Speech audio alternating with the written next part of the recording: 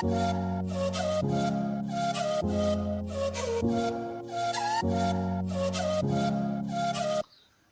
हिंद दोस्तों, आप सभी का स्वागत है आपके अपने YouTube channel online job help में। दोस्तों, इस वीडियो के अंदर हम बात करने वाले हैं इंडियन एयरफोर्स वाई ग्रुप के लिए मॉक टेस्ट आपका होने वाला है, जो कि इसके अंदर मैं सॉल्यूशन करवाने वाला हूं। फुल 30 क्वेश्चन होंगे आपके रागा के जो कि इसके अंदर आपके करंट अफेयर का क्वेश्चन होगा और इसके साथ साथ जीके के क्वेश्चन आ ही जाएंगे और मैथमेटिक्स होगा और रीजनिंग भी होगा दोस्तों।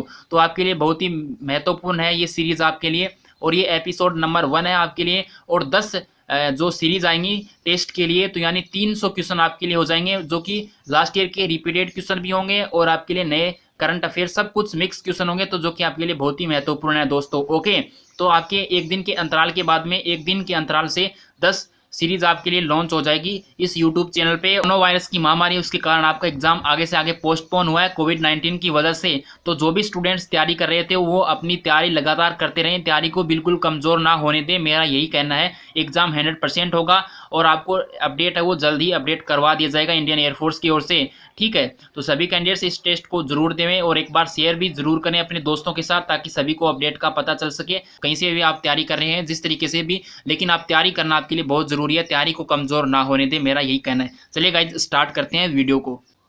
गाइज आपके पास 30 क्वेश्चन होंगे टोटल, रागा का मॉक टेस्ट होने वाला है, बहुत ही शानदार। ओके, आप अपनी तैयारी को आंक सकते हैं कितनी तैयारी आप कर रहे हैं और कितना आपको आता है। ओके दोस्तों, इसको बनाते हुए टेस्ट को बहुत ही सावधानी पूर्वक आपकी संपूर्ण जानकारी को ध्यान में रखते हुए बनाया गया है, लेकिन कोई भी यदि क्वेश्चन या कोई मिस प्रिंटिंग होता है तो आप हमें उसके लिए अवगत करा सकते हैं। दोस्तों, सबसे पहले क्वेश्चन नंबर 1 है हमारा, किसी भाषा में ए का कूट 1 है तथा बी का कूट 2 है, तो BIDDIC का कूट क्या होगा। यानी ए का मीन है 1 है और बी का 2 से प्रेजेंट किया जाता है, तो BIDDIC का कूट क्या होगा। यानी ये रीजनिंग के अंदर आपको मैंने पढ़ाया था, तब बताया था ये। तो आपके सामने ऑप्शन भी 4 है, आपको इसमें से ऑप्शन सेलेक्ट करना है। मैंने ऑप्शन भी दिए हैं, आप वीडियो को पॉज करके इसको करने की कोशिश कीजिएगा और इसका सॉल्यूशन भी मैं आपको बताने वाला हूँ। तो दोस्तों, यहाँ पे बात करें इस क्वेश्चन की, तो आपने ऑप्शन चूज कर लिया होगा, और यहाँ पे बात करें तो इसका मीन होगा, यानी ए को 1 से प्रेजेंट करते हैं, बी को 2 से, यानी ए 1 नंबर पे आता है अपना जो अल्फ़ाबेट होता है इंग्लिश का उसके अंदर, और बी है वो 2 नंबर पे आता है। ओके, तो इसी प्रकार क्या होगा, BIDDIC का कूट क्या होगा, ये हमसे पूछा गया है। ओके, तो दोस्तों यहाँ पे ए है वो 1 नंबर पे आता है और बी है वो 2 नंबर पे आता है। तो इसी प्रकार आगे होगा, तो हम इसके जो नंबर है अल्फ़ाबेट कौन से कितने नंबर पे आता है उसी अकॉर्डिंग इसके नंबर प्रेजेंट करेंगे। और गाइज यहाँ पे बी है वो 2 से प्रेजेंट होता है, और उसके बाद में बात करें आई है, आई आपका 9 पर आता है, ठीक है, आई 9 पे आता है। डी की बात करें तो 4 पे आता है, और वापस डी आ गया तो 4 पे आता है, और उसके बाद में फिर आई आ गया तो वो भी 9 पे आता है, और फिर से बात करें सी तो आपका 3 पे आता है।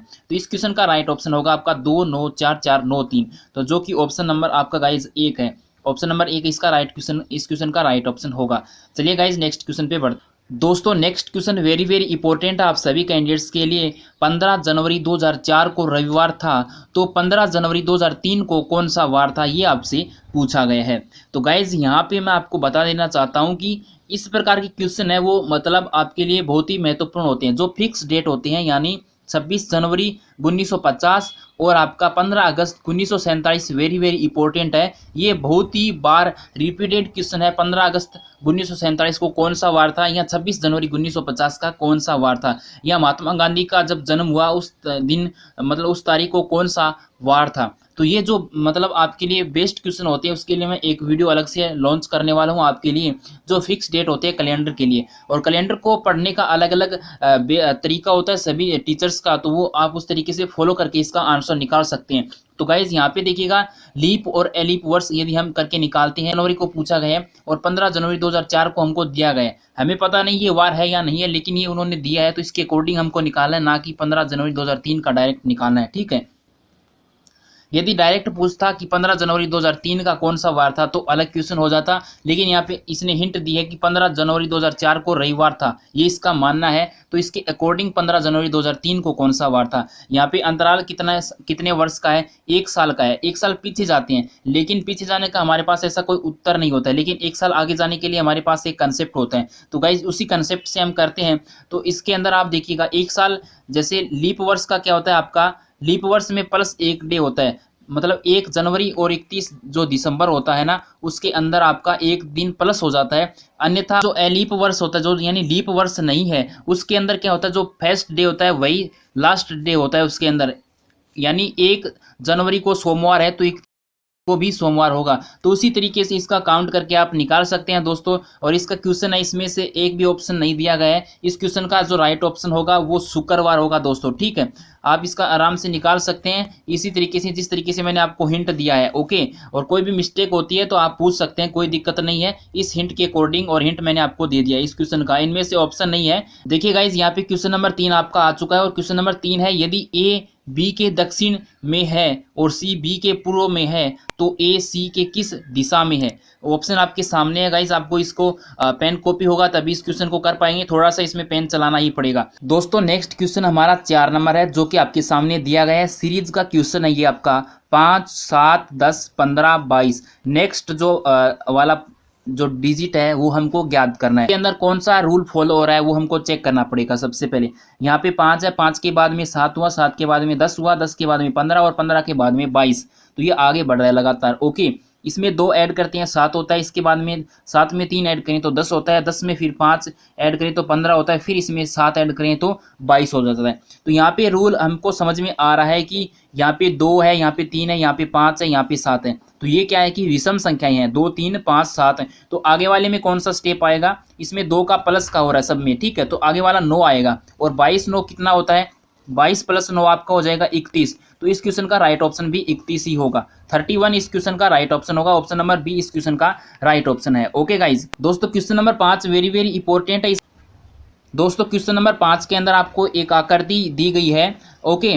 जो आपको इसके अंदर जो खाली स्थान है वो ज्ञात करना है। मैं इसको जूम करके एक बार दिखा देता हूँ, आप देख सकते हैं इस वाले जो डिजिट है इसके अंदर आप देख सकते हैं ये खाली स्थान है वो हमको ज्ञात करना है। इसमें कौन सा रूल फॉलो हो रहा है वो भी हमको चेक करना पड़ेगा।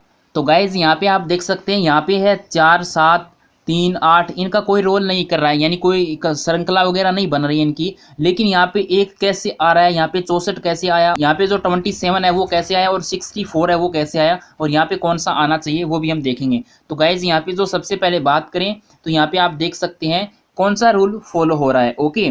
तो यहाँ पे 5 - 4 करते हैं तो 1 होता है, ओके। लेकिन 7 - 3 करते हैं तो 4 होता है। और 4 की यदि क्यूब हम करते हैं तो कितना होता है, 64 होता है। और इसी प्रकार से हम इधर वाले में भी करते हैं, 11 - 8 यानी 3 होता है। और 3 की क्यूब करते हैं तो कितना आता है, 27 आता है। तो यानी ये सेम हमारा आंसर ट्रिक है वो फॉलो कर गए इसके अंदर, ओके। तो गाइज यहाँ पे क्या है कि इन 2 जो बॉक्स हैं ये इसका मानक है। यहाँ पे इसके अंदर रूल लगाकर इस मध्य वाले बिंदु को निकाला गया है। तो इसी तरीके से हम इस 8 और 2 में कंसेप्ट लगाएंगे। 8 और -2 कितना होता है आपका, 8 - 2 कितना हो जाएगा, 6 हो जाएगा। और 6 की हम यदि क्यूब करते हैं तो ये हो जाएगा आपका 216। तो इस क्वेश्चन का राइट ऑप्शन 216 हो जाएगा, ओके। इस क्वेश्चन का राइट ऑप्शन क्या हो जाएगा, 216, जो कि ऑप्शन नंबर डी है। तो दोस्तों नेक्स्ट क्वेश्चन नंबर 6 है आपका। और ये आपका इंडियन एयरफोर्स के अंदर बात करें तो आपसे आकृति से संबंधित 2 से 3 भी क्वेश्चन पूछ लिए जाते हैं, लेकिन 2 से 3 क्वेश्चन तो मोस्टली होते हैं, okay. Indian air force Y group की हम बात कर रहे हैं राघा के अंदर। तो दोस्तों यहाँ पे 3 त्रिभुज हमको दिए गए हैं, ओके। 3 त्रिभुज है और इनके जो क्या है बाहर डिजिट लिखे गए हैं और अंदर भी डिजिट लिखे गए हैं, यानी जो अक्षर लिखे गए हैं ये किस प्रकार से इनके अंदर एक मध्यस्थता यानी एक इनके बीच में संबंध होता है, एक रूल लगता है, एक कंडीशन लगती है, इसके कारण इनका मान निकल के आता है, ओके। तो हम यहाँ पे करते हैं दोस्तों इनको। सबसे पहले ये 12 कैसे आ रहे हैं, यानी 4 का डिवाइड करके देखते हैं, इसमें भाग जा रहा है, इसका जा रहा है, 6 का भी जा रहा है, 5 से डिवाइड नहीं होता है। तो गाइज ये रूल कोई वगैरह ऐसा रूल इसके अंदर नहीं है। इसके बाद में हम बात करते हैं इसके अंदर 5 × 4 और 20 और इसको मल्टीप्लाई करते हैं तो ये हो जाता है 120, जो कि नहीं है, ये तो ओनली 12 है। लेकिन इसमें मल्टीप्लाई करके हम चेक करते हैं नेक्स्ट वाले में, 6 × 5 × 7 तो यहाँ पे हो जाता है 30 और × 7 यानी ये आ रहा है 210, ओके। तो गाइज इसमें से दोनों में से एक रूल मैच करा कि इटली कहने का अर्थ है इन बाहर वाले डिजिट का गुणा करो आपस में और इसमें से 10 से डिवाइड कर दो तो अंदर वाला मान हमारे पास निकल के आ रहा है, ओके। तो गाइज यहाँ पे इसी प्रकार से हम इसको अंदर फॉलो करते हैं क्या हमारे पास ऑप्शन राइट होता है या नहीं होता है। 4 × 10 40 और 40 × आपका 8 तो ये हो जाता है 320, ओके। और 320 को हम जब 10 से डिवाइड करते हैं दोस्तों तो ये हो जाता है आपका 32। 32 इस ऑप्शन के अंदर है, तो हमारा ऑप्शन राइट बी होगा और इस क्वेश्चन का राइट ऑप्शन भी बी होगा। ओके, चलिए दोस्तों नेक्स्ट क्वेश्चन पे बढ़ते हैं। क्वेश्चन नंबर 7 है। Question number 7 very very important है और यहाँ पे गाइस आपके सामने 4 आकृति दी गई है, इसके अंदर एक अलग आकृति है वो छांटनी है हमको, यानी अलग से इसको निकालना है कि इसके अंदर वो मैच नहीं कर रही आपके अंदर। यहाँ पे गाइस पहले बॉक्स के अंदर एक है आपका वर्ग, ऊपर तो छोटा वर्ग है, नीचे बड़ा वर्ग है। नेक्स्ट वाले में बात करें तो यहाँ पे छोटा त्रिभुज है, नीचे बड़ा त्रिभुज है। और नेक्स्ट में बात करें तो यहाँ पे आपका बेंजीन टाइप की आकृति है, षटभुज जिसको हम बोल सकते हैं, और नीचे है बड़ा। यहाँ पे गाइज ये वृत्त है और यहाँ पे ये वृत्त नहीं है। तो इसके अंदर देखिए गाइज हमें समझ में ये आ रहा है कि दोनों के अंदर एक बॉक्स के अंदर है वो पहले तो छोटी आकृति है ऊपर वाले कोने में, और जो नीचे वाला कोना है उसके अंदर क्या है, बड़ी आकृति है उसी सेम डिजाइन की। ओके, यानी वर्ग है तो वर्ग होगा, आयत है तो आयत है, एग्जाम्पल के तौर पे त्रिभुज है तो त्रिभुज होगा। तो गाइज इसी तरीके से यहाँ पे दोनों में मैच नहीं कर रहे हैं ये, तो इस क्वेश्चन का जो राइट ऑप्शन होगा वो डी होगा गाइज। ओके, डी इस क्वेश्चन का राइट ऑप्शन होगा। तो चलिए गाइज नेक्स्ट क्वेश्चन पे, आपको यदि अच्छा लग रहा है तो लाइक जरूर करते जाइएगा दोस्तों, अपने दोस्तों के साथ शेयर जरूर करना है। नेक्स्ट क्वेश्चन गाइज आपका यहाँ पे है कि कैलेंडर है, यानी कैलेंडर है उसी प्रकार जैसे कैलेंडर तारीख बताता है वैसे ही इनमें से एक ऑप्शन, आपको 4 ऑप्शन दिए गए हैं, उनमें से एक राइट ऑप्शन आपको सेलेक्ट करना होगा। ठीक है, जैसे कैलेंडर का संबंध तारीख से होता है, यानी कैलेंडर है वो तारीख ही बताएगा या वार बताता है, या जैसे इसके अंदर एक संबंध दर्शाया गया है, तो उसी प्रकार से नीचे वाले शब्द में क्या प्रदर्शित करता है ये हम बता सकते हैं। तो गाइज ऑप्शन नंबर ए पे बात करें, शहर का दिया गया है संबंध पिन कोड से। कोई ज़रूरी नहीं है कि शहर पिन कोड ही बताएं, शहर अलग हो सकता है, शहर अपनी विशेष योग्यता रखता होगा, या कुछ और भी हो सकता है। और नेक्स्ट ऑप्शन है आपके सामने परिवहन और बस के अंदर संबंध। तो परिवहन है गाइस, बस से होना कोई ज़रूरी नहीं है, एरोप्लेन से हो सकता है, रेल से हो सकता है, बाइक से हो सकता है, छोटे वाहन से हो सकता है, तो ये कोई संबंध ताल्लुक नहीं रखता इससे। नेक्स्ट ऑप्शन है आपका सी ऑप्शन के अंदर है आपके सामने कार और पहिया। तो कार के पहिया होना ज़रूरी नहीं है, कार है उसके पहिया होना ज़रूरी नहीं है। पहिया तो सभी वाहन के होता है, किसी के अलग अलग साइज़ का होता है, किसी का छोटा है, किसी का पहिया बड़ा है, और सबकी आकृति भी अलग अलग होती है थोड़ी बहुत। ओके, तो गाइज इसी प्रकार ये ऑप्शन भी यहाँ पे राइट नहीं हो रहा है। नेक्स्ट ऑप्शन है दोस्तों यहाँ पे शब्दकोश शब्द, यानी जो डिक्शनरी होती है वो शब्द बताती है। हाँ, यानी हम मान सकते हैं शब्दकोश है वो शब्द बताती है, यानी भाषा का ही काम है, इसी का एक टाइप है। तो इस क्वेश्चन का जो राइट ऑप्शन होगा दोस्तों वो होगा शब्दकोश, यानी शब्द। तो इस क्वेश्चन का राइट ऑप्शन डी होगा। जैसे कैलेंडर तारीख बताता है उसी प्रकार शब्दकोश यानी डिक्शनरी है वो शब्द वर्ड बताती है हमको, इस क्वेश्चन का राइट ऑप्शन होगा। चलिए नेक्स्ट क्वेश्चन पे बढ़ते हैं दोस्तों, very very important question number 9 आपके सामने है। क्वेश्चन नंबर 9 है दोस्तों आपके सामने मोर NNSD और समानुपात यहाँ पे CRAW। तो दोस्तों यानी ये इसके इक्वल है, तो इसी प्रकार इसमें जो रूल फॉलो हो रहा है वही रूल इसके अंदर फॉलो करके इन 4 ऑप्शन में से एक ऑप्शन हमको सिलेक्ट करना है। तो गाइज यहाँ पे हम बात करें तो कौन सा रूल फॉलो हो रहा है, M से N कैसे बना, +1 करने पर बना, और O से N कैसे बना, -1 करने पर बना। इसमें से सीरीज जब चलती है तो दोस्तों सीरीज के क्वेश्चन मैंने करवाए हैं आपको, अनअकैडमी पे सीरीज के क्वेश्चन करवाए हैं, अनअकैडमी का लिंक डिस्क्रिप्शन में है, वहाँ जाकर आप फॉलो जरूर करना, वहाँ पे आपको अच्छी तरीके से रीजनिंग के कंसेप्ट समझाए हुए हैं। ओके, फिर R से S बना तो +1 हो गया, और फिर से E से D बना यानी बैक जा रहा है तो -1 बना। इसके अंदर प्लस माइनस 1 2 3 4 बन सकती है सीरीज, विषम संख्या की बन सकती है, वर्ग की बन सकती है, क्यूब की भी बन सकती है। तो इसके अंदर क्वेश्चन पे डिपेंड करेगा कौन सा आने वाला है। तो इसके अंदर कई बार ऐसी सीरीज भी आ जाती है, बड़े बड़े लोग भी मात खा जाते हैं, लेकिन ये एक बहुत ही ईजी वे में आता है। आपके 30 क्वेश्चन की बात करूँ मैं आपके ना टोटल एयरफोर्स के रागा पार्ट की, तो इसके अंदर गाइस ज़्यादा हार्ड नहीं आते हैं। 25 क्वेश्चन है वो आराम से हैंडल कर सकता है यदि एक अच्छे स्टूडेंट ने तैयारी की है तो। ओके, 5 वो क्वेश्चन होते हैं जो आपको डिसाइड करते हैं किस दिशा में जाना है और कितने लेवल के होते हैं। उसमें थोड़ा सा कन्फ्यूजन वाले मैटर डालते हैं जिससे बच्चा कन्फ्यूज हो जाता है। ओके, और वही आपकी मेरिट को डिसाइड करते हैं। तो दोस्तों यहाँ पे बात करें, यहाँ पे इसके अंदर क्या हो रहा है कि +1 -1 +1 -1, तो इसी के अंदर हम सेम यही रूल फॉलो करेंगे। सी के अंदर +1 करते हैं तो डी हो जाता है पहला ऑप्शन, और आर के अंदर -1 करते हैं तो हमारा क्या हो जाता है, आर के अंदर से -1 करेंगे तो दोस्तों हो जाएगा क्यू, PQR। ओके, फिर से +1 करेंगे, ए के अंदर 1 जोड़ते हैं तो बी हो जाता है। तो यानी ऑप्शन आ गए हमारे पास DQBY। तो जो कौन सा ऑप्शन है हम देखेंगे, ऑप्शन नंबर बी में मैच कर रहा है DQBY। इस क्वेश्चन का राइट ऑप्शन होगा बी। यहाँ पे दोस्तों मैं आपको बता देता हूँ, मोस्टली मैंने आपके 10 क्वेश्चन लिए हैं, बट नेसेसरी नहीं है किसी में कि आपके 10 क्वेश्चन आए, किसी में 11 आ जाए, किसी में 9 आ जाए, तो किसी में फिर से 11 आ सकते हैं, या इस तरीके से किसी भी तरीके का सवाल बन सकता है। कोई भी ज़रूरी नहीं, किसी में 11-12 क्वेश्चन 8-9 तक भी पूछे जा सकते हैं अलग अलग पार्ट के अंदर, लेकिन मोस्टली हम मानते हैं तो बस इतना ही रहता है, किसी में से 9, किसी में 10, किसी में 11, बस 12, इसी से अंतराल में घूमता है। तीनों पार्टों के क्वेश्चन लगभग बराबर से होते हैं, थोड़ा बहुत अंतर रहता है। ओके, और यहाँ पे बात करें गाइज तो देखिएगा क्वेश्चन नंबर 10 आपके सामने है, जो कि आपको इनमें आयत की संख्या ज्ञात करनी है। ये एक आयत बनाया गया इस तरीके से, और इसके अंदर जितने आयत बन रहे हैं उनकी संख्या ज्ञात करनी है। ओके, तो इसके अंदर आपका अलग अलग कंसेप्ट हो सकता है, सभी सर आपकी अलग अलग कंसेप्ट कराते हैं। इसके अंदर मैं आगे नया वाला बेंच होगा, उसके अंदर हर एक तरीके की परियोजना बनाकर नए सीरीज लॉन्च होगी, तब आपको अवगत कराया जाएगा। पूरा कोर्स लॉन्च होगा इस बार इंडियन एयरफोर्स और इंडियन नेवी के लिए। ओके, तो गाइज यहाँ पे हम काउंटिंग कर सकते हैं। तो गाइज इसके बाहर वाला एक पार्ट तो ये खुद हो गया एक आयत। ओके, इसको हम डन कर दिया, बाहर वाले को काउंट नहीं करेंगे। इसके बाद में बात करें तो यहाँ पे इसके अंदर क्या है, मतलब 4 आयत और बन रहे हैं। कितने बन रहे हैं? 4 आयत इसके अंदर और बन रहे हैं, तो 4 इसको हम ऐड कर देंगे, 1 + 4 प्लस। ओके, फिर इसके अंदर हम 2 ऐड और करेंगे। कौन से आयत? ये वाले।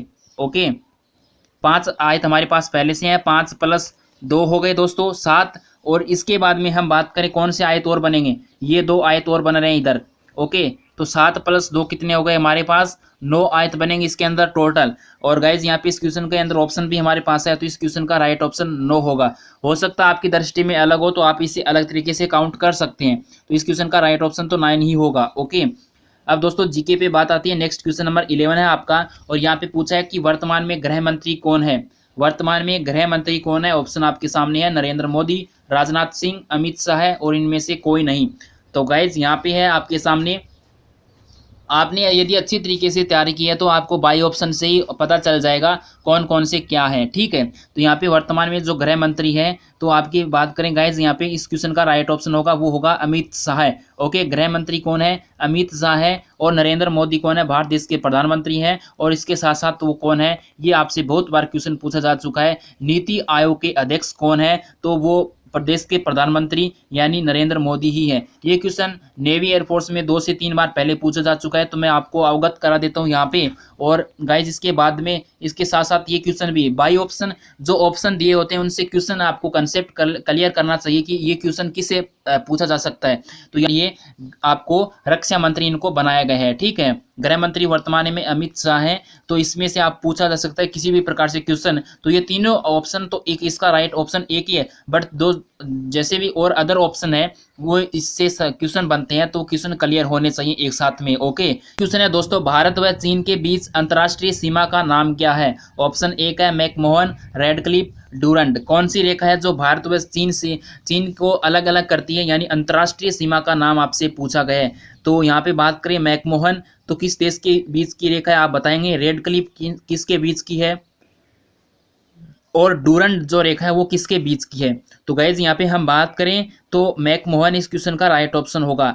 मैकमोहन जो है भारत व चीन के बीच की अंतर्राष्ट्रीय सीमा है। ओके, और नेक्स्ट बात करें रेडक्लिफ, जो कि भारत व पाकिस्तान के बीच की हमारी अंतर्राष्ट्रीय सीमा है। इसी प्रकार डूरंड रेखा भी अंतर्राष्ट्रीय सीमा बनाती है। नेक्स्ट क्वेश्चन है दोस्तों आपके सामने, गंगा नदी का उद्गम स्थल कौन सा है? गंगा नदी का उद्गम स्थल कौन सा है? कई बार पूछा जा चुका है ये, और सीमा से संबंधित भी क्वेश्चन आते हैं। अब ये जरूरी नहीं है कि यही क्वेश्चन पूछा जाए, लेकिन तो दोस्तों इस क्वेश्चन का राइट ऑप्शन होगा गोमुख। हिमालय के जो गंगोत्री है, हिमालय से यही निकलती है, लेकिन जो गोमुख है वहां से निकलती है। गंगोत्री के गोमुख से गंगा नदी का उद्गम स्थल है। जो हीराकुंड जल परियोजना है वो किस नदी पर है? ऑप्शन आपके सामने है, महानदी, गंगा, यमुना, सतलुज। तो इसके अंदर आपको एक राइट ऑप्शन सिलेक्ट करना है दोस्तों, और इसका राइट ऑप्शन क्या होगा आपको पहले सिलेक्ट करना है। और जो हीराकुंड जल परियोजना, इसे जल परियोजनाएं जितनी भी हैं, बांध है, इसे संबंधित आपसे एक क्वेश्चन पूछा ही जाता है। क्वेश्चन का दोस्तों राइट ऑप्शन होगा महानदी, जो कि विश्व की सबसे लंबी बांध परियोजना है। ओके, WHO का मुख्यालय कहाँ पर है? WHO यानी वर्ल्ड हेल्थ ऑर्गेनाइजेशन का मुख्यालय कहाँ पे है? विश्व स्वास्थ्य संगठन का मुख्यालय आपसे पूछा गया है। ऑप्शन आपके सामने है, जेनेवा, पेरिस, नई दिल्ली, चीन। और इसका जो चीफ कौन है, ठीक है। और इससे करंट में भी क्वेश्चन बनता है आपसे। करंट में क्वेश्चन ये बनता है कि इसके जो चेयरमैन किसे नियुक्त किया गया, जो कि भारत को इसकी डॉक्टर हर्षवर्धन सिंह है, हमारे भारत देश के स्वास्थ्य मंत्री, उनको वहां से नियुक्त किया गया है, क्योंकि कोरोना वायरस के अंदर भारत देश ने अच्छी तरीके से पहल की है इसलिए। ओके, तो गाइज यहाँ पे WHO का मुख्यालय कहाँ पे है, जिनेवा के अंदर। इस क्वेश्चन का राइट ऑप्शन होगा जिनेवा यानी स्विट्जरलैंड में, ठीक है। और इसकी स्थापना कब हुई थी ये भी आपसे पूछा जा सकता है, तो 1948 के अंदर इसकी स्थापना हुई थी। ओके, तो इस क्वेश्चन से इससे इतने क्वेश्चन बनते हैं। और इससे यह भी पूछा जा सकता है कि आपके वर्तमान में इसके जो चीफ कौन है, और ठीक है, अध्यक्ष कौन है, ये भी आपसे पूछा जा सकता है। नेक्स्ट क्वेश्चन है दोस्तों, वर्तमान में CDS कौन है, चीफ ऑफ डिफेंस स्टाफ, ये आपसे पूछा गया है। ओके, ऑप्शन आपके सामने है राकेश भदौरिया, करमवीर सिंह, जनरल विपिन रावत, राजनाथ सिंह। तो CDS क्या होता है मैंने आपको बताया था। CDS एक वो पोस्ट है जो कि तीनों सेनाओं का समन्वय करती है, यानी Indian air force, Indian navy, Indian army, तीनों की ऊपर है वो का एक तरीके का एक पद है CDS का, ठीक है। और इससे पहले कौन, यानी ये पद इसी बार से नया बनाया गया है भारतीय सेनाओं के लिए, जो कि तीनों के अंदर एक बीच में तालमेल और एक समन्वय बनाए रखे हैं, ठीक है। तो जनरल विपिन रावत होगा। और इससे पहले ये क्या थे, ये इससे पहले दोस्तों आर्मी के चीफ थे, ठीक है। क्वेश्चन नंबर 17 है, जो कि है विटामिन ई का रासायनिक नाम क्या है और इससे कौन सा रोग होता है। इससे जो रोग होता है वो आपको कमेंट सेक्शन में कमेंट करके बताना है, और यदि आपको आता है तो सबसे बेस्ट है। रेटिनोल, विटामिन ई का जो विटामिन ई है इसका रासायनिक नाम क्या है, या टेकाफोरोल, या आपको सीनन। तो गाइज यहाँ पे इस क्वेश्चन का राइट ऑप्शन होगा बी, टेकाफोरोल है वो क्या होता है, विटामिन ई का रासायनिक नाम होता है। और रेटिनोल है जो क्या है, विटामिन ए का रासायनिक नाम है। और विटामिन ई की कमी से जो रोग होता है वो मैं आपको बता देता हूँ, जो जनन की क्षमता की दर है उसमें कमी हो जाती है, ठीक है। और इसके लिए हरी पत्तीदार सब्जियां वगैरह है, बहुत सारे जो इसके उपयोगी तत्व होते हैं वो इसको लेने से ये रोग दूर हो जाता है।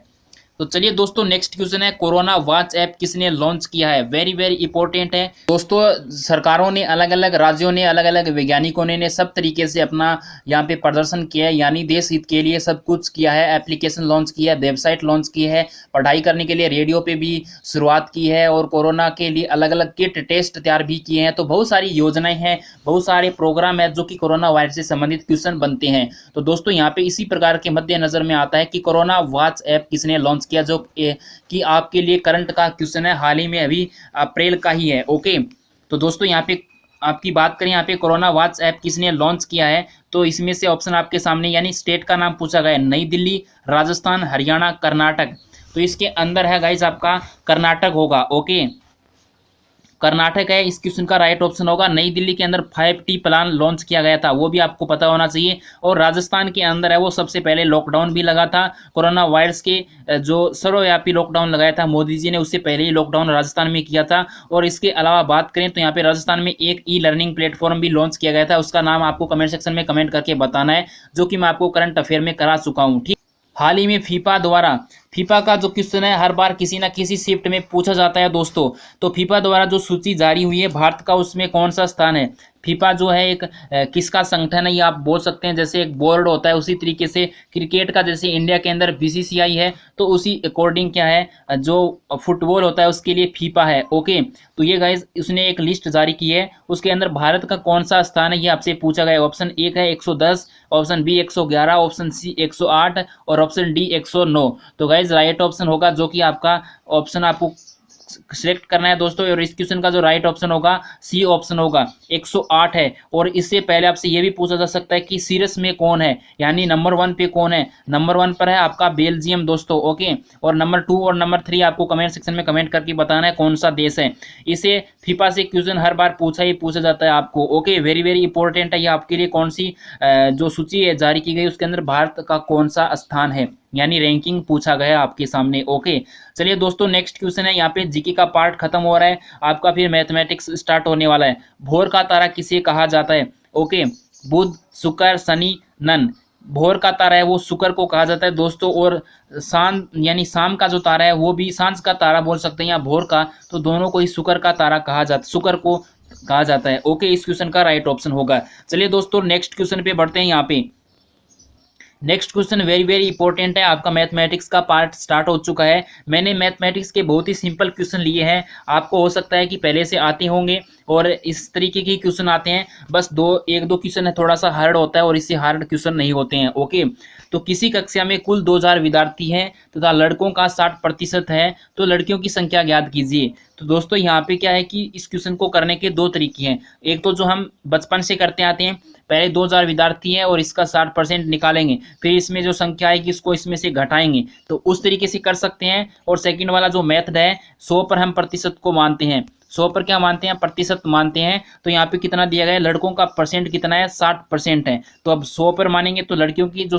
प्रतिशत की संख्या हो जाएगी, कितनी हो जाएगी, 100 - 60 यानी 40%। यानी 2000 का जो 40% है वो लड़कियों की संख्या हो जाएगी। तो हम इसको डायरेक्टली हल कर लेंगे। तो दोस्तों यहाँ पे हम 2000 का 40% यहाँ पे काउंटिंग करते हैं, 2000 × 40/100। तो यहाँ पे 2 0 से 2 0 कैंसिल कर दीजिएगा, और 20 × 40 यानी 2 को 4 से मल्टीप्लाई करते हैं 8, और 2 0 और लगा देते हैं आगे। तो इस क्वेश्चन का राइट ऑप्शन हो जाएगा 800। यानी लड़कियों की जो टोटल संख्या है उस कक्षा में, तो वो है 800 संख्या है। ओके, 2000 में से, और 1200 संख्या किसकी हो गई, लड़कों की हो गई। तो इस तरीके से क्वेश्चन किसी भी प्रकार से पूछा जा सकता है, और आपका मेथड अलग अलग हो सकता है, लेकिन ये बेस्ट ट्रिक मैंने आपको बताई है। ठीक है, sin 45 × cos 45 की वैल्यू है, इसका मल्टीप्लाई किया गया है। तो sin 45 और cos 45 की एक ही वैल्यू होती है, तो इसके अंदर आप दोनों को मल्टीप्लाई करेंगे तो ऑप्शन आपके सामने आ जाएगा। इसको आप खुद कीजिएगा, ये एकदम बिल्कुल इजी सवाल है। ठीक है दोस्तों, नेक्स्ट क्वेश्चन नंबर आपका 23 है।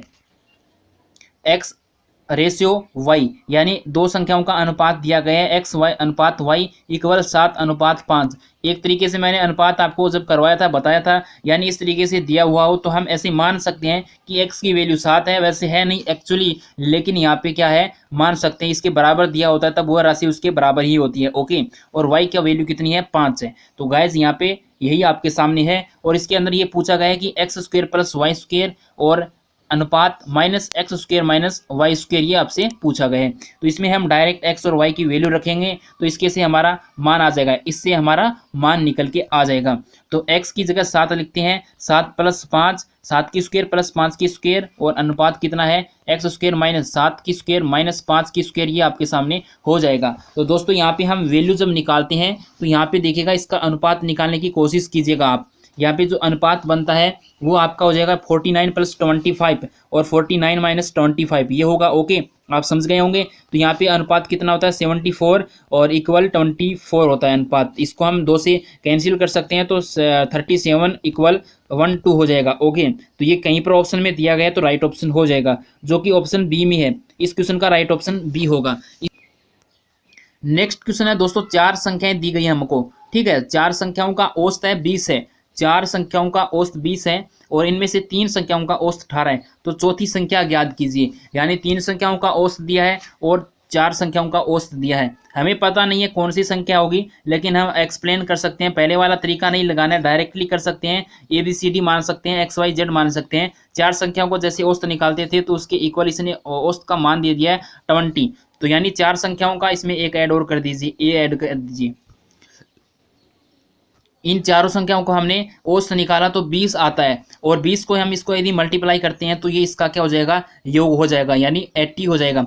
चारों संख्याओं का जो है मान है वो 80 हो जाएगा। हम निकालेंगे यहाँ पे चारों संख्याओं का 80 मान है, और 3 संख्याओं का औसत इसने दिया है, कितना दिया है, 18 दिया है। यानी x + y + z = कितना दिया है आपका, 18 और बट्टे 3। तो हम इन तीनों संख्याओं की वैल्यू निकालेंगे तो कितना हो जाएगा, अपन मान सकते कौन सी वो 3 संख्या हो सकती है। हमको फिक्स नहीं है कि यही संख्या होगी, लेकिन हम इसको 18 को 3 से मल्टीप्लाई करेंगे तो 3 संख्या की वैल्यू यहाँ से निकल के आ सकती है, आपको पता है। तो ये कितनी हो जाएगी आपकी, हम मल्टीप्लाई करते हैं दोस्तों तो ये हो जाएगा आपका 54 हो जाएगा। 18 दूनी 36, 18 54, ठीक है, 54 इसका हो जाएगा यहाँ पे। तो हम इसको क्या कर सकते हैं, 54 को वहाँ पे वैल्यू के अंदर लिख देंगे, जैसे a प्लस और इसके तीनों का इक्वल कितना आ गया, XYZ का मान आ गया 54, और बराबर कितना है, 81 है हमारे पास।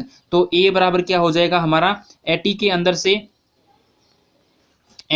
से कितना घट जाएगा दोस्तों, 54 घट जाएगा। ठीक है, 54 यदि हम इसको माइनस करते हैं तो a की जो वैल्यू है वो 26 आ जाएगी, जो इस ऑप्शन के अंदर है, तो हमारा राइट ऑप्शन हो जाएगा। तो दोस्तों इसके अंदर ऑप्शन नंबर सी है, जो कि हमारा राइट ऑप्शन होगा। तो इस प्रकार के क्वेश्चन आपसे आते हैं। मैंने हर एक चैप्टर से लेने की कोशिश की है, लेकिन कुछ चैप्टर आपके रह गए हैं जो कि आगे आने वाले टेस्ट के अंदर क्लियर हो जाएंगे। ओके, 25 अशोक ने एक साइकिल 1170 रुपये में बेची तो उसको 10% की हानि हुई, तो उस साइकिल का क्रय मूल्य ज्ञात करना है। अशोक है वो एक साइकिल खरीदता है 1170 रुपये में और उसको बेचता है, उसको वह साइकिल खरीदता है दोस्तों अशोक और उसको 1170 रुपये में बेच देता है। हमें पता नहीं है कि वो साइकिल कितना मूल्य में उसने खरीदी थी, लेकिन 1170 रुपये में बेचता है तो उसको 10% की हानि होती है। ओके, उसको क्या होता है, 10% का लॉस हो जाता है। तो उसका क्रय मूल्य क्या है ये हमसे पूछा गया है। तो हम डायरेक्टली वैसे 100 पे मानते हैं दोस्तों, और इसको अलग तरीके से भी आप कर सकते हैं, 2-3 मेथड हो सकते हैं, सबके अलग अलग होंगे। तो यहाँ पे हम डायरेक्टली क्या करते हैं कि इसने कितने पे किया है, देखो 100 इसका टोटल परसेंट होता है और इसको 10% का लॉस हो गए, तो यानी 90 के ऊपर ये काम कर रहा है। ठीक है, क्या कर रहा है, 90 के ऊपर ये काम कर रहा है। तो हमें पता नहीं है कितना था, हम इसका डायरेक्टली वैल्यू निकालेंगे तो 1170 इंटू 100 और बटे 90। ठीक है, 90 की वैल्यू हम निकालेंगे तो इससे ये कैंसिल हो जाएगा और इसका जो राइट ऑप्शन आएगा तो इसकी वैल्यू कितनी आ जाएगी, 13%, सॉरी 1300 रुपये आ जाएगा। 1300 रुपये इसकी क्रय मूल्य हो जाएगा साइकिल का। तो क्वेश्चन का राइट ऑप्शन क्या होगा, ए नंबर ऑप्शन है, 1300 रुपये इस क्वेश्चन का राइट होगा। गाइज आप इसमें चेक कर सकते हैं, किसी भी तरीके का आपको मिस्टेक लग सकता है तो बता सकते हैं, मानो इंसान से गलती हो भी जाती है तो आपको अवगत करा देना चाहिए। ओके, एक टेस्ट में मैंने एक संख्या में मिस्टेक कर दी थी तो स्टूडेंट ने इतना उस पर हल्ला मचाया था कि आप कहते हैं वो कहते हैं। तो गाइज हम इसी तरीके से, कुछ नहीं है, इंसान से गलती हो जाती है। यदि आप सभी गलती नहीं करते तो सभी के सभी एग्जाम क्वालिफाइड करते हैं। ठीक है, तो इंसान से गलती हो जाती है, मानवीय भूल हो जाती है। हम कोई जानबूझकर गलती करना नहीं चाहते, लेकिन जो सॉल्यूशन होता है उसके अंदर जल्दबाजी के अंदर या किसी ऑप्शन के अंदर गलत डाटा इनपुट हो जाता है या फिर ऑप्शन गलत चूज हो जाता है कई बार, तो उसकी वजह से हो ही जाता है। ठीक है, तो आप चेक कर रहे हैं ना, किसी भी तरीके का आपको डाउट लगे तो आप पूछ सकते हैं, कोई दिक्कत नहीं है। कमेंट सेक्शन में कमेंट करके बता सकते हैं कि ये गलत है, इसके अंदर ये ऑप्शन होगा। ओके, चलिए दोस्तों नेक्स्ट क्वेश्चन पे बढ़ते हैं। 26 है हमारा क्वेश्चन नंबर आ चुका है यहाँ पे। 8000 रुपये कितने समय में 10% की दर से 9600 रुपये हो जाएंगे। तो हमें जो है जो एक अपना दिया गया मूल्य दिया गया है, यानी राशि दी गई है, पैसे दिए गए हैं और 10% की दर लगानी है। हमें टाइम पूछा गया है कि कितने समय में ये 9600 रुपये हो जाएंगे, 9600 रुपये बन जाएंगे। 8000 के 9600 रुपये बनाने हैं, 10% की वार्षिक दर लगानी है। ठीक है, और समय हमसे पूछा गया, तो ये क्या हो जाएगा आपका, ये आपका हो जाएगा मूल जो धन है प्लस क्या है, ब्याज है। तो क्या हो गया आपका, ये ब्याज हो गया। ओके, और यहाँ से हम ब्याज निकालेंगे तो 9600 रुपये माइनस 8000 तो कितना हो गया, 1600 रुपये। जो साधारण ब्याज है वो कितना हो जाएगा, 1600 रुपये हो गया, उसकी वैल्यू हो गई। ठीक है, उसके बाद में 10% की इसने क्या दी है, दर दी है, यानी रेट है। रेट आपकी कितनी दी है, 10% दी है। और जो आपका प्राइस यानी आप बोल सकते हैं उसको मनी है, मनी की वैल्यू है, स्टार्ट की जो बेस है वैल्यू है वो है 8000 रुपये। तो हमारे पास फॉर्मूला क्या होता है, जो साधारण ब्याज इक्वल क्या होता है, मूलधन इंटू दर इंटू समय बट्टे 100। तो यहाँ से इसमें अंदर इसकी वैल्यू रखेंगे तो यहाँ पे साधारण ब्याज हमारे पास है 1600 रुपये, इक्वल हो जाएगा दोस्तों आपका 8000 और इंटू टी, और इसके अंदर आर की वैल्यू है 10 और बट्टे में 100। 2 से 2 जीरो आप ये कैंसिल कर दीजिए ऊपर वाले, और यहाँ पे इसको इधर से 2 आपको कैंसिल कर देंगे, 10 से 1 जीरो से 1 जीरो ये इधर कैंसिल हो जाएगा। तो इसकी वैल्यू कितनी आती है, 8 इंटू 2 यानी 16/8। तो इसकी वैल्यू कितनी आ जाएगी, 2 आ जाएगी। 2 वर्ष के अंदर है ये धन है, 8000 रुपये से 9600 रुपये हो जाएगा। तो इस क्वेश्चन का राइट ऑप्शन होगा डी ऑप्शन, 2 वर्ष के अंदर 8000 रुपये 10% की दर से 9600 रुपये बन जाएंगे। तो इस तरीके से कंसेप्ट वाले सवाल आपसे बहुत ही इजी तरीके से पूछे जाते हैं दोस्तों। 9 नंबर क्वेश्चन पूछा गया है, 2/5, 3/4 और 5/7 और 9/10, इसमें से सबसे छोटी भिन्न है उसको हम वो ज्ञात करना है। ये क्वेश्चन बहुत बार बड़े बड़े कंपटीशन में पूछा जाता है। ठीक है, मैथमेटिक्स के अंदर। तो इसके अंदर दोस्तों आपको ज्ञात क्या करना है, यदि आप 2 के अंदर 5 का भाग दोगे, या 3 के अंदर आप 4 का भाग दोगे, या फिर आप 5 के अंदर 7 का भाग दोगे, या 9 के अंदर आप 10 का भाग दोगे, तो क्या है आपको इतना टाइम लग जाएगा कि इसका आंसर क्या है, दशमलव के अंदर आएगा। ठीक है, तो वो आपको ज्ञात करने में काफ़ी समय लग जाएगा। तो ये तो क्वेश्चन का करने का सही तरीका नहीं है, बट करते क्या है, ऐसे ही करते हैं। लेकिन अच्छी तरीके से तैयारी करने के बाद में कभी स्टूडेंट ऐसा नहीं करेगा। इसका जो बेस्ट तरीका है, अभी नोट कर लेना, कभी भी आपको कहीं पर भी इस तरीके से आप फॉलो कर सकते हैं। जब यदि आपको इस तरीके की संख्या दी गई हो और आपसे पूछा जाए कि सबसे छोटी भिन्न या सबसे बड़ी भिन्न कौन सी होगी, तो गाइज आपको सबसे पहले क्या करना है कि ऊपर वाली छोटी संख्या पता ही होता है कि ऊपर वाली छोटी संख्या है और उसके अंदर क्या होता है, भाग देना होता है। तो दशमलव के अंदर आएगा, लगातार चलता जाएगा, तो भाग करते करते ही आप थक जाएंगे, कम से कम 2 से 3 मिनट लग जाएगा। और इतना समय नहीं होता है किसी के पास एक सवाल करने को किसी भी एग्जामिनेशन के अंदर। तो दोस्तों सबसे पहले क्या करना है, जो ऊपर वाली संख्याएं हैं उसके अंदर आपको 10 से मल्टीप्लाई कर देना है। यानी हम इसको डायरेक्ट लिख देंगे, क्या क्या लिखेंगे, 20/5 और 30/4 और 50/7 और 90/10। ठीक है, ये हम इसको मल्टीप्लाई कर देंगे दोस्तों। तो मल्टीप्लाई करने के बाद में जो सबसे छोटी भिन्न बनेगी भाग देने के बाद में, वही हमारा राइट ऑप्शन होगा। तो हम 20 के अंदर 5 का भाग देते हैं तो 4 हो जाएगा, और 30 के अंदर 4 का भाग देते हैं तो 7.5 समथिंग आता है। और उसके बाद में 50 में यदि 7 का भाग देते हैं तो 7.1 के आसपास वैल्यू आती है। और 90 के अंदर 10 का भाग देते हैं तो कितना आ जाएगा, 9। तो इसके अंदर सबसे छोटी संख्या क्या आ रही है, हमारी 4 आ रही है। तो गाइज जो सबसे छोटी संख्या है वही इसका होगा, यानी ऑप्शन ए 2/5 है, वह जो संख्या है कि सबसे छोटी भिन्न संख्या होगी, इस क्वेश्चन का राइट ऑप्शन होगा। इस प्रकार से जो बड़ी संख्या आती है वो सबसे बड़ी संख्या होगी, इसको आप ज्ञात कर सकते हैं। ये वेरी वेरी इंपॉर्टेंट है। ओके, और नेक्स्ट क्वेश्चन है दोस्तों, वेरी वेरी इंपॉर्टेंट है, 999 की स्क्वायर माइनस 997 की स्क्वायर आपसे पूछा गया। अब कुछ स्टूडेंट इसके अंदर क्या करेंगे, जो बेसिक से हम पढ़ते आ रहे हैं, 999 को 2 बार गुणा करेंगे, माइनस करेंगे, और 997 की 2 बार गुणा करेंगे और उसको घटाएंगे। तो इसमें से आपको लगेंगे 4 से 5 मिनट, क्योंकि 3 संख्या का गुणा है तो 4 से 5 मिनट लगना जरूरी है। और यदि आपकी कैलकुलेशन फास्ट है तब आप 4-5 मिनट में कर सकते हैं। आपको ये ऐसा नहीं करना है, यहाँ पे आप फॉर्मूला अप्लाई, क्योंकि आप मैथमेटिक्स के स्टूडेंट हैं। ए स्क्वायर माइनस बी स्क्वायर है, तो ये किसके बराबर वैल्यू होती है, ए प्लस बी, और मल्टीप्लाई ए माइनस बी के ये इक्वल होता है। ये फॉर्मूला ए स्क्वायर माइनस बी स्क्वायर हो तो वो ए प्लस बी इंटू ए माइनस बी के इक्वल होता है। यहाँ पर ए की वैल्यू ये है 999 और बी की वैल्यू कितनी है, 997 है। तो इसको हम इस फॉर्मूले के अंदर रखेंगे तो क्या हो जाएगा, 999 प्लस 997, और 999 माइनस एक, इसको मल्टीप्लाई में कितना आ जाएगा, 2 आ जाएगा, क्योंकि 999 माइनस 997 करेंगे तो 2 का ही अंतर है। ठीक है, तो इसको जब ऐड करते हैं तो दोस्तों ये हो जाता है आपका 999 को हम 997 ऐड कर दीजिए और उसको 2 से हम मल्टीप्लाई करते हैं। तो इसका जो राइट ऑप्शन आएगा दोस्तों वो आएगा आपका 3992, जो कि ऑप्शन आपका है बी। ऑप्शन बी इस क्वेश्चन का राइट ऑप्शन होगा, आप इसे कैलकुलेट कर लीजिएगा। ओके, चलिए दोस्तों नेक्स्ट क्वेश्चन नंबर आपका 29 है, लास्ट वन।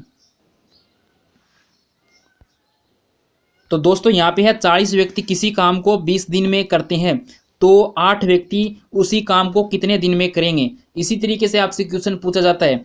तो दोस्तों यहाँ पे जब आपसे ये क्वेश्चन पूछा जाए बेसिक तरीके से तो आपको कंसेप्ट आना चाहिए। यदि आप उस तरीके से करेंगे 0 से तो आपको समय लगेगा 5 से 7 मिनट, और इसको हम डायरेक्ट फंडामेंटल से करेंगे हमारे जो ट्रिक है उसके अकॉर्डिंग। तो गाइज यहाँ पे क्या करेंगे, देखिएगा 40 व्यक्ति दिए गए हैं और 20 दिन दिए गए हैं, और 8 व्यक्ति दिए गए हैं और दिन हमसे पूछा गया है। ठीक है, यानी जो व्यक्ति 40 व्यक्ति 20 दिन में किसी को काम करते हैं, हमें पता नहीं है, काम नहीं दिया गया है हमें, लेकिन ये बताया गया है कि काम को पूरा करते हैं। तो उसी प्रकार से पूछा गया है कि 8 व्यक्ति उसी काम को कितने दिन में पूरा करेंगे। तो गाइज यहाँ पे इस क्वेश्चन का राइट ऑप्शन हम निकालेंगे, तुक्का नहीं मार के आना है कभी भी एग्जाम में मेरे दोस्तों।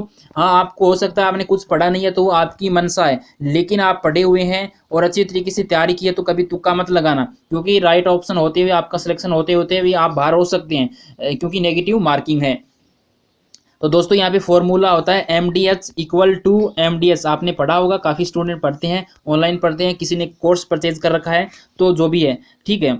MDS इक्वल MDS यानी मंथ आपका, ठीक है, जो मैन है जितना काम वगैरह, जो लेडीज़ है तो कोई भी दिक्कत नहीं, वुमेन कर सकती हैं, और दिन और घंटा, और इस तरीके से आप यहाँ पे कर सकते हैं। तो दोस्तों यहाँ पे एक ही तरीके के होना चाहिए, यदि दिन दिया गया तो दिन, महीना हो तो महीना, उसको हम बदलना पड़ेगा, वो हमारा सूत्र होगा। ठीक है, तो गाइज यहाँ पे MDS इक्वल टू MDS होता है। तो यहाँ पे पहला कंसेप्ट क्या है कि 40 × 20, और दूसरा हम मान लेते हैं कि हमें पता नहीं है, वो x दिन हम मान लेते हैं, और व्यक्तियों की संख्या कितनी है, 8 है।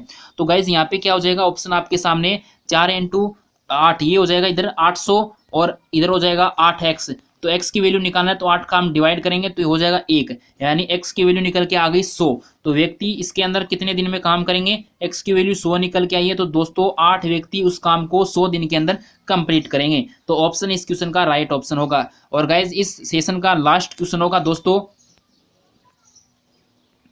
एक नाव की चाल 12 किलोमीटर प्रति घंटा है तथा वह 8 किलोमीटर धारा के अनुदिश चलती है, तो उसकी चाल क्या होगी। अब दोस्तों वो बहुत ही वेरी वेरी इंपॉर्टेंट है, रेलगाड़ी से संबंधित हो या फिर नाव धारा से आप क्वेश्चन आता ही आता है। तो यहाँ पे यही पूछा गया है कि इसमें नाव से जब सवाल पूछा जाता है तो दो प्रकार के क्वेश्चन बनते हैं। एक तो होता है आपका अनुदिश और एक होता है यानी विपरीत दिशा के अंदर, उसको हम बोल सकते हैं दोस्तों प्रतिकूल या ऊर्ध्व प्रवाह है। ठीक है, ये हम उसको बोल सकते हैं विपरीत दिशा के लिए। और जो यदि नाव की दिशा और धारा की दिशा दोनों की समान दिशा हो तब क्या कहते हैं, अनुदिश, समान दिशा, या इसको क्या कहते हैं अनुकूल, या जो भी है अनुप्रस्थ, ये हम इसको बोल सकते हैं। तो ज़्यादातर क्वेश्चन को घुमा फिरा के यहीं पे बात आती है। यहाँ पे क्या बोल रहा है कि नाव की चाल 12 किलोमीटर है और वह 8 किलोमीटर प्रति घंटा धारा की अनुदिश, यानी दोनों की दिशा क्या है, एक ही दिशा है। दोनों की जब दिशा समान होती है नाव और धारा की तो वो प्लस होती है, और यदि विपरीत होती है तो माइनस होती है। ये आप कंसेप्ट नोट कर लीजिएगा दोस्तों। ओके, दोनों का हम योग करते हैं 12 + 8, तो हमारा इसका राइट ऑप्शन क्या होगा इस क्वेश्चन का, 20 किलोमीटर, जो कि इस क्वेश्चन का राइट ऑप्शन है, और ऑप्शन नंबर सी। ओके दोस्तों, ये आपके 30 क्वेश्चन थे। जैसे भी आपको लगे होंगे, मैं उम्मीद करूंगा ये सेशन आपको बिल्कुल अच्छा लगा होगा। और गाइज किसी भी तरीके की त्रुटि हुई है तो आप हमें अवगत करा सकते हैं, और यदि कोई भी गलती है तो मिसप्रिंट है तो आप जरूर बताइएगा। ओके, लेकिन सेशन कैसा भी लगा हो, आपको बुरा लगा है अच्छा लगा है, एक प्यारा सा कमेंट जरूर करना। यदि अच्छा लगा है तो लाइक कर देना, यदि अच्छा नहीं लगा है तो स्किप कर देना, और जो भी आपकी इच्छा हो आप कर सकते हैं दोस्तों। ओके, और दोस्तों आपसे रिक्वेस्ट है इसको शेयर जरूर करना। यदि एक कैंडिडेट्स हम इसको 5 जगह शेयर करता है तो मैं उसके लिए तहे दिल से शुक्रिया देता हूं। ठीक है, और दोस्तों शेयर जरूर करना है ताकि आप सभी कैंडिडेट्स को पता चल सके। एग्जाम से पहले पहले आपको 10 टेस्ट ऐसे करवा दिए जाएंगे, आपके कंसेप्ट क्लियर हो जाएंगे, करंट अफेयर्स के क्वेश्चन भी तैयार हो जाएंगे, साथ साथ में आपको जीके का डर रहता है, जीके की भी डाउट क्लियर हो जाएंगे, क्वेश्चन किस तरीके से आते हैं वो भी आपके डाउट क्लियर हो जाएंगे। तो आप अच्छी तरीके से सारे के सारे कंसेप्ट 10 टेस्ट के अंदर आपके यानी 300 क्वेश्चन आपके हो जाएंगे। 30 × 10 300 क्वेश्चन बहुत ही महत्वपूर्ण मायने रखेंगे दोस्तों आपके लिए। ऐसा नॉर्मल क्वेश्चन नहीं है, ये आपको लगते होंगे आपकी तैयारी अच्छी है तभी आपको नॉर्मल लगेंगे, वरना ये क्वेश्चन नॉर्मल नहीं है,